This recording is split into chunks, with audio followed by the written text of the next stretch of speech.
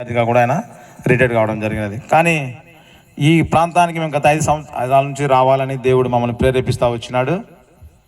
మేము కూడా జమలమడుగు ప్రాంతంలో ఒక 3 చోట్ల సంఘాలు మేము పరిచయం చేస్తూ ఉన్నాము. మా దగ్గర ఎక్కువ కూడా అన్ని జనులు అనగా క్రైస్తవులు కానివారు ఎక్కువగా మా యొక్క పరిచర్యకు అక్కడ వస్తూ ఉంటారు. దేవుడు మన సొంత ప్రాంతానికి కూడా పరిచర్యను ప్రకటించాలని చెప్పేసి మేము ప్రార్థన చేస్తూ వచ్చినాం. అలాగే మేము సంఘ పెద్దలను కూడా ఇక్కడ ఫోన్ చేసి మాట్లాడినప్పుడు యేసేపన్న, మానవానందన్న వీళ్ళందరూ కూడా కొంతమంది మాట్లాడినాం.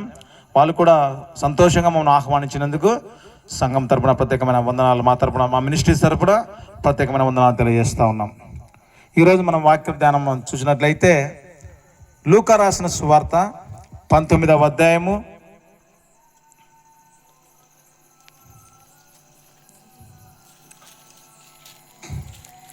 19వ అధ్యాయము కొత్త నిబంధన గ్రంథం నుంచి పరిశుద్ధుడైన లూకా రాసిన సువార్త 19వ అధ్యాయము మొదటి నుంచి చదువుకుందాం. తీసిన వారు చదవండి. ఆయన సంచరించుచు యెరికో పట్టణములో ప్రవేశించి దాని గుండా పోవచుండెను.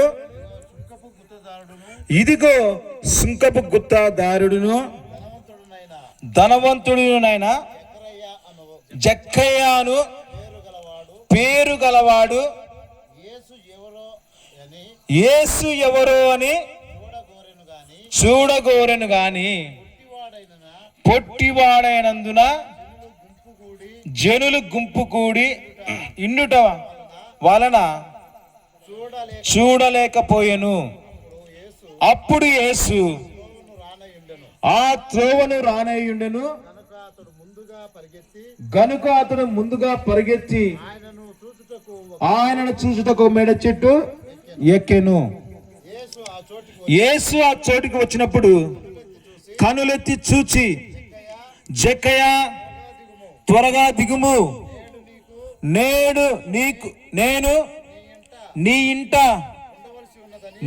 ఉండవలసి ఉన్నదని అతనితో చెప్పగా అతడు త్వరగా దిగి సంతోషముతో ఆయనను చేర్చుకొనెను. అందరూ అది చూచి ఈయన పాపి అయిన మనిషిని యొద్ద బస చేయవలెనని చాలా సనుగురించాలి. హల్లెలూయా.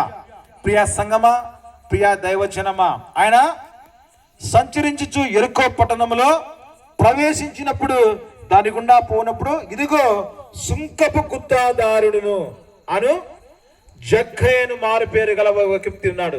మనకందరికీ వాక్యం తెలుసు. కానీ జక్కయ్య అనే వ్యక్తి ఎవరంటే ఆయన ఒక ట్యాక్స్ కలెక్టర్, అంటే పన్నులు మనం ఇక్కడ దందాపల్లి ప్రాంతాల్లో తగిన ఎవరు పంచాయతీ వాళ్ళు చేస్తారు, మున్సిపల్ ఏరియాలో తగిన బిల్ కలెక్టర్ చేస్తారు. అంటే అది మున్సిపల్ ఏరియా వేరు, పంచాయతీ వేరు. అదేవిధంగా అప్పట్లో ఈయన కూడా ప్రభుత్వంలో ఒక అధికారిగా అనగా ట్యాక్స్ సంఘం బిల్స్ మనకు పన్నులు వసూలు చేసే వ్యక్తి.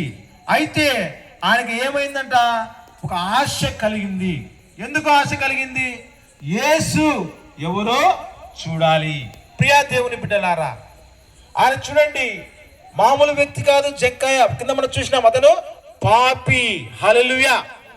ఎందుకనగా ఆయనకు ఒక ఆశ కలిగింది.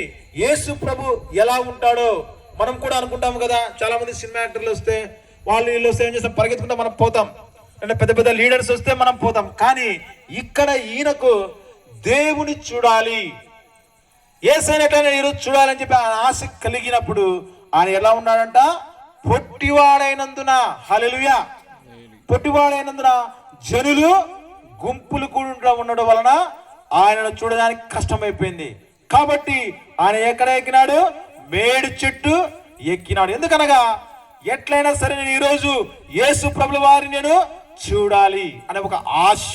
ప్రియ దేవుని బిడ్డలారా, మన జీవితంలో మనము కూడా అనేక సంవత్సరాల నుంచి మనము సంఘాలుగా వస్తూ ఉండొచ్చు. కానీ మన జీవితంలో యేసయ్యను చూడాలనే ఆశ మనం కలిగి ఉండాలా. హల్లెలూయా. పొట్టి జక్కయ్య ఒక పన్ను వసూలు చేసే వ్యక్తి, ఆయన ఒక డబ్బు కలిగిన వ్యక్తి, ఒక ధనవంతుడైన వ్యక్తి. ఆయనకి ఏం ఆశ కలిగింది? యేసును చూడాలి. మనలో కూడా అటువంటి ఆశ ఉందా? మన జీవితాలలో అటువంటి ఆశ తపన మనం కూడా కలిగి ఉన్నామా? అనుకోవచ్చు మనము దేవుడు ప్రార్థన చేసేది కాదు, ఆయన దర్శనము. హల్లెలూయా! ఆ దర్శనంలో మనం చూడాలి. ఆయన ఎందుకంటే అప్పట్లో దేవుడు రియల్ గా ఆ యొక్క ప్రాంతంలో, ఎరుకో ప్రాంతంలో ఆయన సంచరిస్తూ ఉన్నాడు. యేసు ప్రభుల వారు ఏ ప్రాంతాలకు వెళ్ళినా కూడా ఆయన గుంపులు ఆయన దగ్గరికి వచ్చేవారు.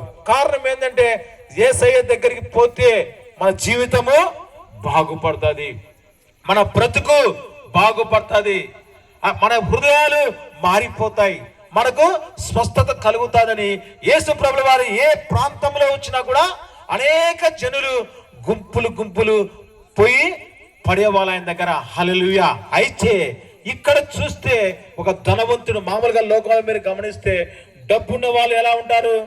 బైబిల్ ప్రకారము తినుము త్రాగుము సుఖించుము అనే విధంగా ఉంటారు. అంటే డబ్బు ఉంటే ఎంజాయ్మెంట్స్. మనం చూస్తే సిటీ కల్చర్లో చూస్తే పబ్ కల్చర్ వచ్చింది, తర్వాత డ్రగ్స్ వచ్చినాయి, రకరకాల. ఎందుకంటే డబ్బు. హల్లెలూయా! ఎందుకనగా డబ్బు ఉండే వాళ్ళు ఏకరకాల. కానీ ఇది అంత డబ్బు కలిగిన వ్యక్తి, ధనవంతుడైన ఒక అధికారి కూడా ఏమనుకున్నా లాస్ట్కు దేవుని ఎవరో నేను చూడాలి.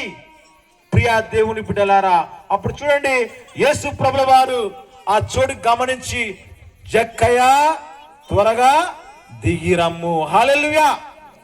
యేసయ్య జక్కయ్యని పిలుచుచున్న దేవుడు ఈరోజు నిన్ను కూడా పిలుస్తా ఉన్నాడు. ఈ తంత్రపల్లి గ్రామంలోని ప్రజలను ఆయన పిలుస్తా ఉన్నాడు. చూడండి ప్రియా దేవుని బిడ్డలారా, జక్కయ్య త్వరగా దిగు అంటానే ఆయన ఎలా వచ్చినాడు?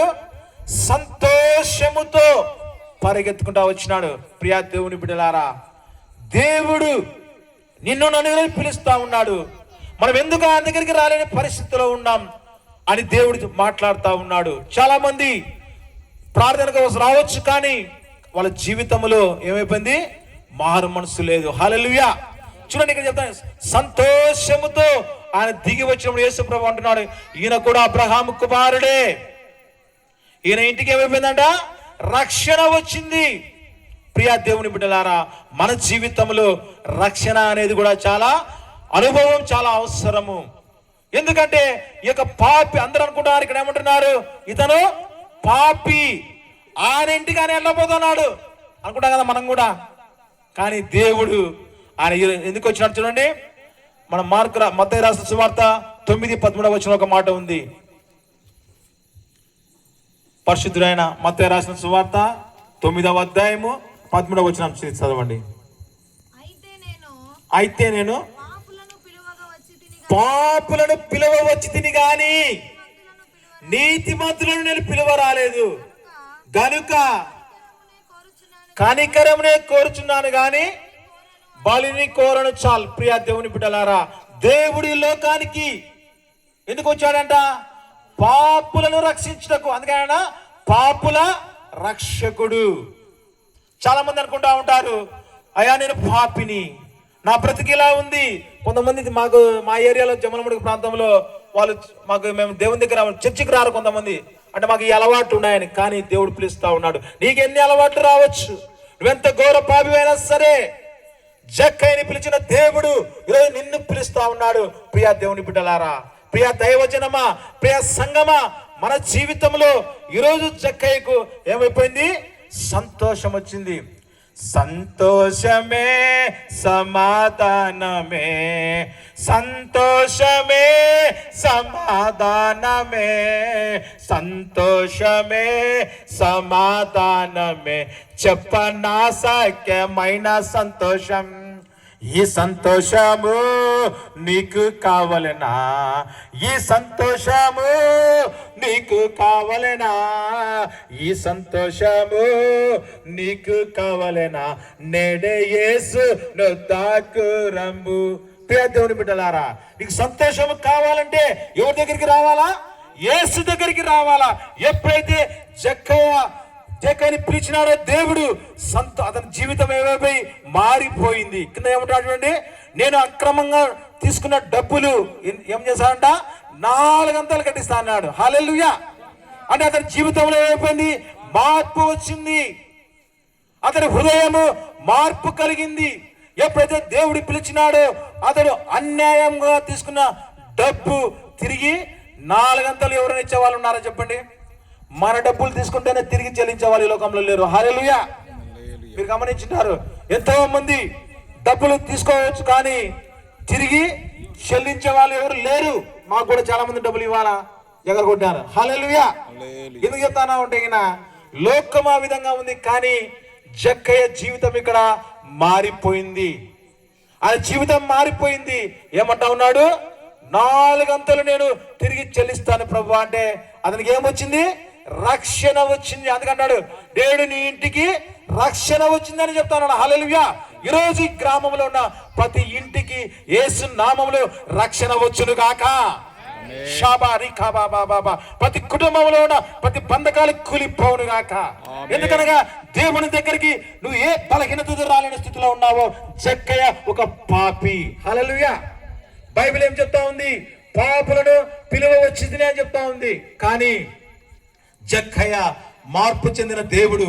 నువ్వు అనుకోవచ్చు, నా జీవితంలో ఈ యొక్క పాపము ఉంది, నా జీవితంలో ఈ తాగుడు ఉంది, నా జీవితంలో ఈ అప్పు ఉంది, ఈ సమస్య ఉంది అని అనుకుంటున్నావేమో. నువ్వెంత ఘోర పాపివైనా దేవుడు ఏమంటున్నాడు? క్షమించి వేస్తా అంటున్నాడు. జక్కయ్యను క్షమించిన దేవుడు నన్ను కూడా ఆయన క్షమించి వేయడానికి సిద్ధముగా ఉన్నాడు. అయితే నువ్వేమి చేయాలా? ఆయన యుద్ధకు రావాలా. చాలా మంది అయా నేను పాపిని, అయా నేను పాపిని అని అనుకుంటా ఉన్నారు. కానీ మనము పాపమైతే నువ్వెంత పాపివైనా సరే దేవుడు ఏమంటున్నాడు? పిలుస్తా ఉన్నాడు. జక్కయ్యని పిలిచిన దేవుడు ఈరోజు నిన్ను పిలుస్తా ఉన్నాడు. ఒకవేళ ఇన్ని సంవత్సరాల నుంచి నువ్వు చర్చికి వస్తా ఉన్నావేమో, అయితే నీ జీవితం మారలేదేమో, ఈరోజు దేవుడు నిన్ను పిలుస్తా ఉన్నాడు. ప్రియా సంగమా, ప్రియా దైవజనమా, ప్రియా దేవుని బిడ్డలారా, ఎన్ని రోజులు మనము ఈ యొక్క లోకంలో మనం కలిసిపోతా ఉన్నాం. మనం అనుకోవచ్చు అయా నేను దగ్గరికి రా, కానీ దేవుడు జక్కయ్యను క్షమించిన దేవుడు. జక్కయ్య అన్యాయస్తుడు, ఆయన ఒక పాపి. ఒక అధికారం ఉండొచ్చు, కానీ అతని జీవితంలో ఏంటంట? మోసం ఉంది. 10 రూపాయలు వాళ్ళు కలెక్ట్ చేయమని చెప్తే ప్రభుత్వము 100 రూపాయలు కలెక్ట్ చేసేవాడంట. హల్లెలూయా. మా ప్రాంతాల్లో కూడా మేము చూసినాం. బిల్ కలెక్టర్లు ఏం చేస్తారంటే దొంగ స్లిప్పులు ఇచ్చి 100 రూపాయలు కట్టాల్సి ఉంటే వాళ్ళు 1000 రూపాయలు కలెక్ట్ చేస్తారు. హల్లెలూయా. ఎందుకనగా అదంతా వీళ్ళు జోబులో వేసుకుంటారు. అదే విధంగా జక్కయ్య కూడా ఒక అధికారి. దేవుడు ఆయన జీవితాన్ని మార్చినప్పుడు నీ జీవితాన్ని ఎందుకు మార్చాడు? హల్లెలూయా.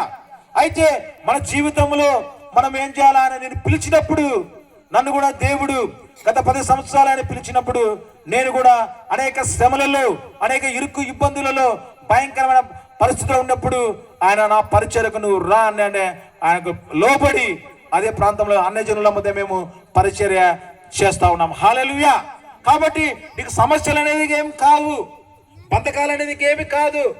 నువ్వు ఏ దాంట్లో చిక్కుకున్నా కూడా దేవుడు ఆ యొక్క ఊపిలో నుంచి ఆయన పైకి లేవనెత్తా ఉన్నాడు. చూడండి, మన జీవితంలో మనము పాపి అని అనుకుంటా ఉన్నావు, కానీ ఆయన నువ్వు పాపి అయినా సరే నేను ప్రేమించే దేవుడు. ఎంత ఘోర పాపాత్ములనైనా ప్రేమించును రారా, పాప భారముతో రారా, పాదములపై పడరా, పాపుల రక్షకుడేసు, పాపుల రక్షకుడేసు, తప్పక నిన్ను రక్షించు, ప్రేమామృతధారలు చెందిన మన యేసుకు ఎవరు. కాబట్టి మన యేసుకు ఎవరు సమం కారు. ఈ లోకంలో నువ్వు గమనించవచ్చు, నువ్వు చిన్న తప్పు చేస్తేనే క్షమించేవారు ఉన్నారు ఎవరైనా చెప్పండి? ఎవరు లేరు లోకంలో. అయితే దేవుడు చెప్తా ఉన్నాడు, నువ్వెంత ఘోర పాపివైనా నేను క్షమించడానికి ఆయన ప్రేమతో పిలుస్తా ఉన్నాడు. ఈరోజు మిమ్మల్ని